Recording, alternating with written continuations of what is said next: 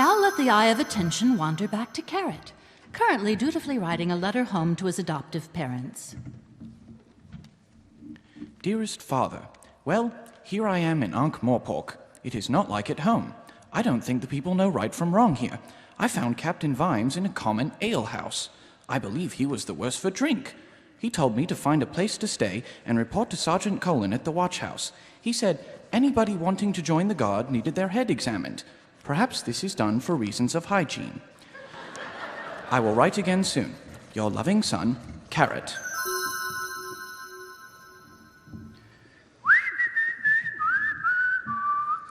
Cushy number, this route, Lance Constable Carrot. You stick with me, I'll show you the ropes. Oh, this is very kind of you, Corporal Nobbs. I hope I can apprehend a miscreant in the act. Yeah. Why did you have to become a guard, lad? Everyone keeps asking me that. I didn't have to, I wanted to. Look, I came because my dad said it was the finest job in the world, upholding the law and everything. That's right, isn't it? Well, as to that, I mean, upholding the law. I mean, years ago, yes, before we had all these guilds and stuff. Oh, I don't know. You keeps your head down and you rings your bell. 12 of the clock and all's well. And that's it? Can I have a go? Oh, yeah. 12 of the clock and all's well! Shut up! But all is well, isn't it? It won't be if you don't quit making that noise. Give it here! I don't understand. I've got this book here, The Laws and Ordinances of the Cities of Ankh and Morpork. Never heard of them. Now just shut up. You don't want to go making a din like that. You could attract all sorts, and we don't want to be tangling with people like that. Now come on, this way. Here we are. An inn. Open at this hour? Don't see why not. Damn useful idea. The Mended Drum. It's your shout, I think. Strong drink is a mocker! No, when I said it's your shout, I didn't... Oh, never mind. Look, there's the captain and Sergeant Colin. Let's just go see what's going on. What was going on, in fact, was quite a lot of drinking and a good time being had all around, right up until Carrot began to try to arrest the bartender with a rather long list of offenses. At that point, someone predictably threw a glass and the fight was on. Carrot won, but only barely, and the other members of the watch had been steadying their nerves. They were now so steady that all four were relying on the other three to keep them upright and steer.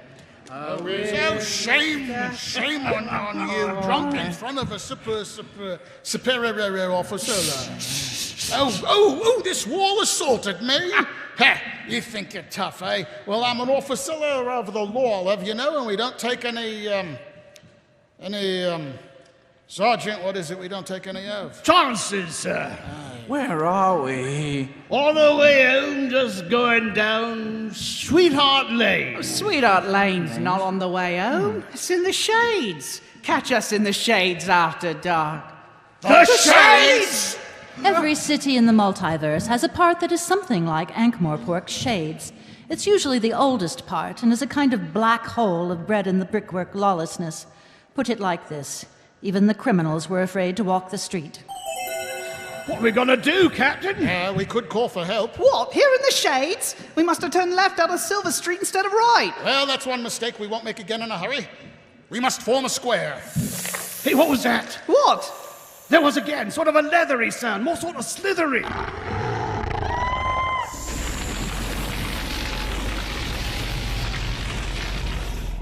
Well. Sergeant, take some men and go investigate that, will you? Investigate what, sir? No, I've got a better idea. We'll all go. Oh, my. Shut up, Captain. It could have been worse. Yes, that could have been us. The next morning, Vimes showed the evidence to the city's current ruling lord. You need a special kind of mind to rule a city like Ankh-Morpork, and the patrician, Lord Vetinari, had it. Under his hand, for the first time in 1,000 years, Ankh-Morpork operated. It was said that he could tolerate absolutely anything, except anything that threatened the city. Oh, and mime artists. Strange aversion, but there you are. Anyone trying a mime act in Ankh-Morpork would very quickly find themselves in the Scorpion Pit, on one wall of which was painted the advice, Learn the words.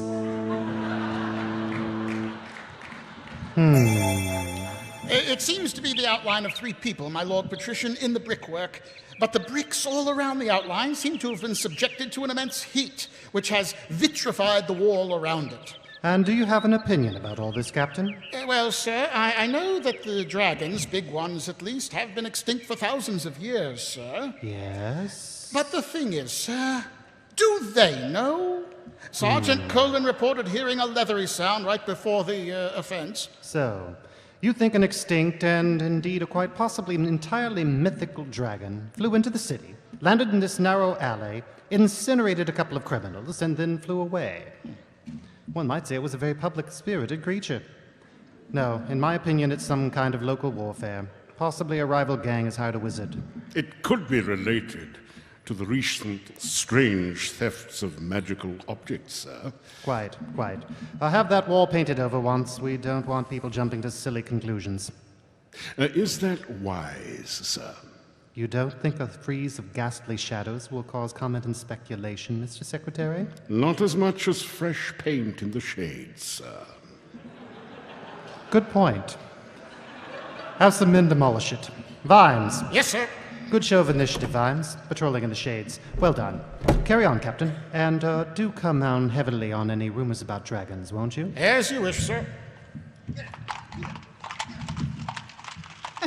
Well, I guess that's that. No, it isn't. Look, something is all wrong. These footprints come out of the alley, but they don't go in. So, something big and fiery came out of this alley, but didn't come into it. And the patrician is worried about it. I think we should get back to the watch house and give this some careful thought. Dearest Mother, it has been a much better day. Captain Vimes has gone out to see a woman named Lady Ramkin. She breeds swamp dragons in her house, and has instructed us to keep an eye out for a big dragon, even though it doesn't exist really. I do not understand some of these watch duties. My partner Nobby says I have a lot to learn. I think this is true because I have only got up to page 326 in the Laws and Ordinances of the Cities of Ankh and Morpork. Your loving son, Carrot. Hello? Is someone there? Look! Not many people these days remarked on the fact that the librarian of Unseen University was an orangutan. The change had been brought on by a magical accident, and he was considered to have got off lightly. After all, he was still basically the same shape. He resisted all attempts to turn him back. He felt that life as an orangutan had certain advantages over life as a human. It wasn't that he was unaware of the traumas of the human situation, it was just that, as far as he was concerned, you could stuff it. Oh, hello. Ooh! I can't leave the office. I've had orders. Is that a smile? No? Someone hasn't committed a crime, have they? A bad crime, like murder? Worse than murder? Wow. Orders are orders, yes, but this is something else. The people in this city are capable of anything. Let's go. Wait, let me leave a note. Out fighting crime. Please call again later. Thank you.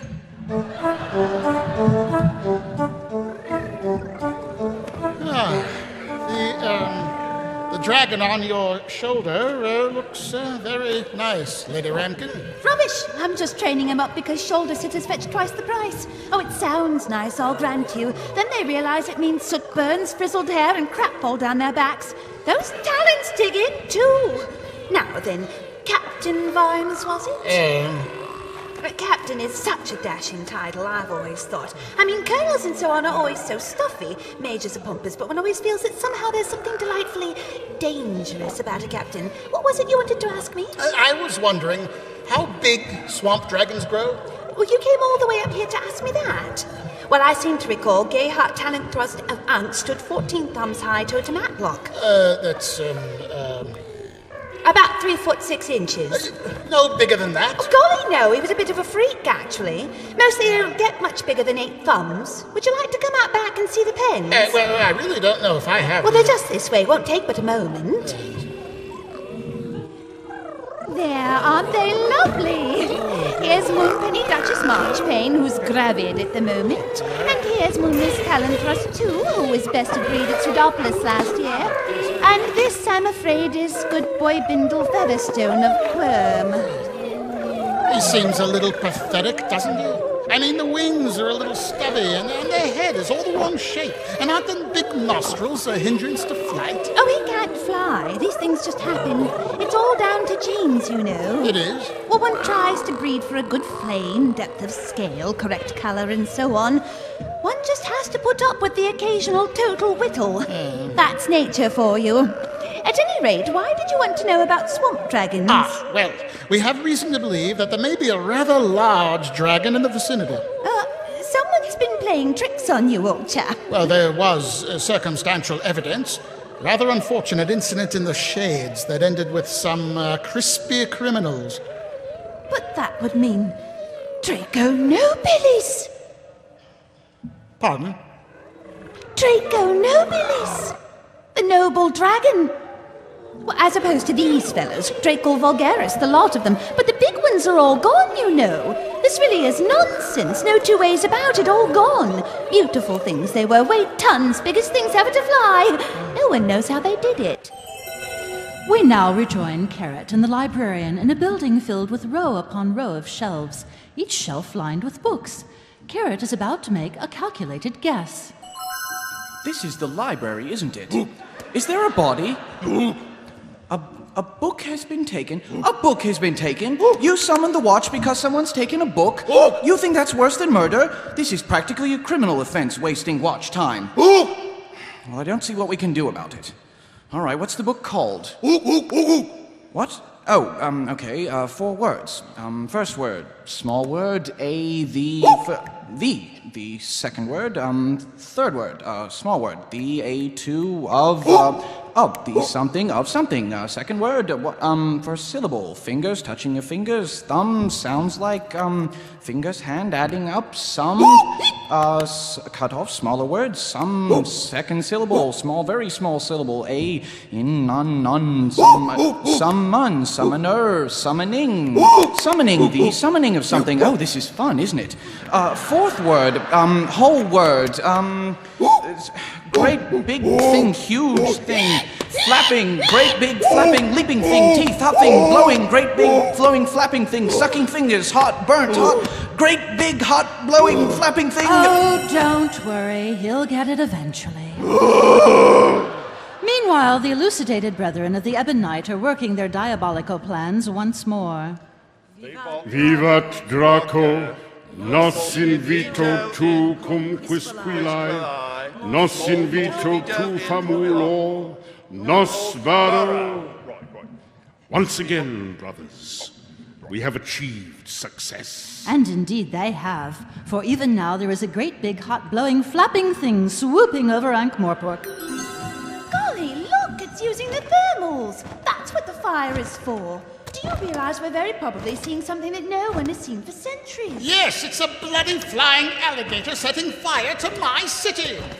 How does it do something like that without burning its lips off? Oh, that's just chemicals. They never actually have fire inside them unless they get a case of blowback. What happens then? You get dragon all over the scenery. They're not very well designed, I'm afraid, like little walking chemical factories. They can make flame-producing fuels out of the most unlikely substances and even rearrange their digestive organs overnight to deal with complex problems. But one misplaced hiccup in their geography. Well, you've really studied them, haven't you? Even the big ones? Oh, golly, yes. They're a great mystery, you know. There are legends, though, how one species started to get bigger and bigger and then just vanished. I think they just found somewhere that they could really be. We've got to find its lair. Ye gods! Look! It's just blown up the watch house! We better get down there. ARTC.org.